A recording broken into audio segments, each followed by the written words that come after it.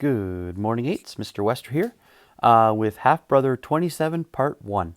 Just to recap where we've been. So the last time we read, Ben and his family had to leave Zan behind in at the chimp colony at Dr. Helson's with Peter.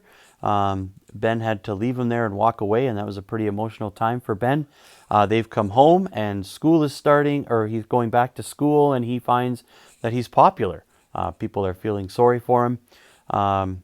And he's discovering that he has a lot of anger that he's dealing with and processing. So here we go. We're going to pick it up at page 303. I dreamed about him all the time. In my dreams, I carried him everywhere. He wanted to be held, so I held him. I put him down once. We walked and walked, and when I sat, he sat on my lap, and we signed, and I read to him and showed him pictures from his favorite books. Sometimes we just listened to the sounds the world was making. How long is this appointment? I asked. About an hour, the therapist said. He was a colleague of my father's, so I already thought he was a jerk-off, even if he did have friendly eyes. I promised Mum I'd go, but I'd only made the promise so I could piss off Dad. I took a magazine from my knapsack and started reading. I wasn't reading. I was just looking at the pictures and turning the pages every once in a while. Ben? Said Dr. Stanwyck. I looked up. Yeah? Do you want to talk? Not really. Do you want to be here? I shook my head. Why not? Because it was my father's idea. He thinks I'm having problems because I miss Zan and want him back. I think most people would be upset if they saw their brother locked up in a cage. You see Zan as your brother? Dr. Stanwyck asked. Sure. Did you consider him human? I sighed. He's a chimp, but I still loved him. Dad didn't. I shrugged. He didn't even want me. He wanted rats. Do you feel he cares more about his work than you? Is this how it's going to be? I said. I didn't like being rude to him, because he seemed like a nice guy. What do you mean? He asked. You asking me questions and me answering so you can write a report for my father? I'm here to help. I'm here to see if I can help you, Ben. You can't help me, I said. I felt the anger coursing through me again. Dr. Stanwyck said, if you'd prefer, you can just talk and I'll listen. Whatever you want to talk about, that's fine.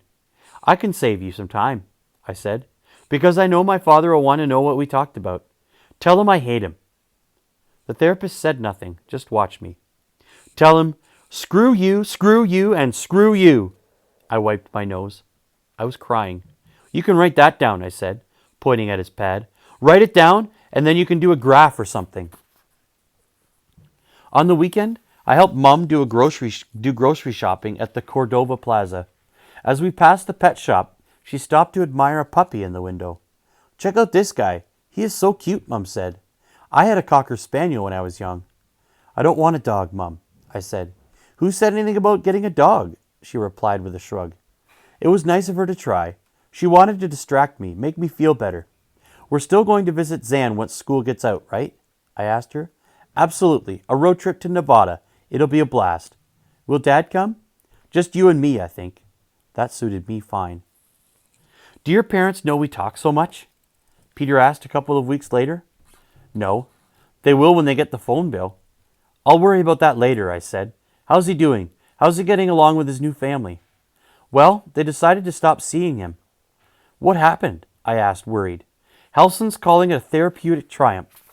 The couple were able to grieve properly over their son. They learned more about themselves, and now they've decided to get divorced. Wow, that's a triumph?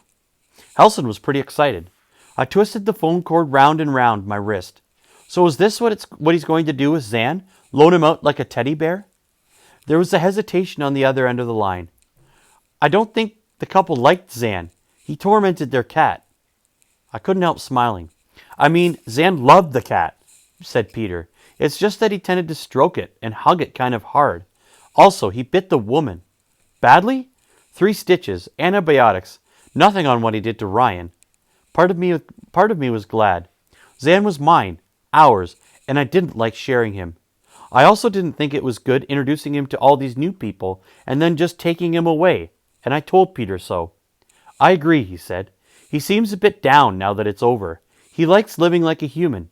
He misses it, but it might be for the best. How? Well, now he can really try to fit in here, and I'm having some success. I had him and Igor in the same cage for an hour or so. And they just ignored each other, but they didn't fight. That's good. It's progress. I take him out every day to the field and we talk and play, and he's learning new signs. He knows harmonica now. Harmonica? He loves the thing, loves listening to it, loves playing it. We talked a bit more about what was going on up here, and he actually told me to do my best at school, which I didn't like. You're a smart kid, Ben. I'm not smart. You are. Don't waste it, man. I wished I could believe him. I wanted to tell you something about your dad, Mum said. I was half asleep when she came in and sat on the edge of my bed. It was a Saturday night, and Dad was away at Vancouver at a conference. Why? I mumbled. Mum's breath smelled strongly of wine, and I wondered if she was a little drunk. I thought it might help. I'd seen the therapist 3 times now. I kind of liked it. I'm not sure if it was helping me, but it felt good to talk, and he didn't seem to mind what I said or how angry I got or if I swore or cried. I wondered if Dr. Stanwyck called my dad after every session and made a report. I didn't care. Mum said he was the first to hold you when you were born. I was wiped. I was shaking so hard I was afraid I'd drop you. So the nurse got you all wrapped up and passed you to Dad, and he got to be the first. He said you were totally awake. Your eyes were completely focused on him, on his eyes. He held you like that for a long time, and you just looked at each other, and he said your name over and over again. He loved that. I turned my face to the wall. Dad never told me that story. Well, it's not the kind of thing Dad talks about. I snorted. Your dad's a very controlled person. He keeps it in. He doesn't show what he feels very often, or often enough. I think that it was the way he was brought up. She hesitated. There wasn't much money, which isn't the end of the world, but I'm not sure he got enough love either. Your dad grew up very self-sufficient. He wanted to do well, and he did. His work means a lot to him. Too much, maybe. I didn't know what to say for a while. I wasn't quite sure what Mum wanted. So I'm supposed to forgive him now? I asked. Because he had a crappy childhood, and he loved me for 10 minutes when I was a baby? He loves you now, Ben, and you know it. I didn't know if I believed her. I'm a slow learner, I said. Just ask Dad. At the end of May, the school held the last dance of the year. I didn't know why, but I went. I slow danced a lot with Shannon. Maybe she felt sorry for me. Maybe she honestly liked me. With her arms around my neck, she pressed herself close, and I could feel her breasts. You want to go upstairs? I asked, surprising myself. She nodded. In the darkness, Jennifer was already up there with Hugh, necking. I made sure to shove against her knees as I passed with Shannon. Made sure she looked up and saw us. Shannon and I found a place in the shadows and kissed. I was hungry and thirsty for her mouth and tongue, and I could tell she liked it too. Pretty soon our hands were on each other, necks and cheeks and shirts, and a terrible thought came into my head. I thought, she likes me so much, I could control her. I could make her do anything I want. For a crazy moment, I thought I was going to cry, because I knew you couldn't really control anyone or anything. You couldn't make people like or love you, no matter how hard you tried to please them, no matter how much you wanted. And sometimes the people who did love you got taken away, and there was nothing you could do about that either. But I forced those thoughts away and kept kissing and touching her until we were parched and breathless, and a teacher came up to clear us out of the gallery.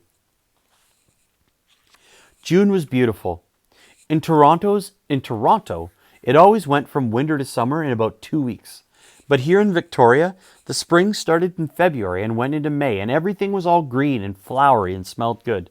Just 2 more weeks of school, and then Mum and I would be driving down to visit Zan. One night at dinner, Dad said, a bit gruffly, "There's no way Helson would have allowed this visit if it weren't for your mother." Because of her research, I said. I knew she wanted more information about how Zan was adjusting to the chimp colony after being cross-fostered with humans. Let's just say he likes your mother's company, Dad said. There was a twisted edge to his voice that I wasn't used to hearing. I said nothing, just looked from Dad to Mum. Mum seemed surprised. I can't see Jack Helson caring for anyone's company but his own, frankly. He flirts with you, Dad said. He has a reputation. I remembered now the way Jack Helson kept looking at Mum. Mum shrugged. Well, he holds no attraction for me, I can tell you that. I'm going to see San. She almost smiled. You're not jealous, are you, Richard? Dad ignored her and turned to me. Ben, I'd like you to stop calling Peter so much. It's expensive. He must have gotten the phone bill. But it's the only way I know what's happening with Zan. It's useful to me too, said Mum, hearing how he's fitting in. Dad said, you've been calling him 3 times a week. Once is enough, okay? Okay, I said. Okay.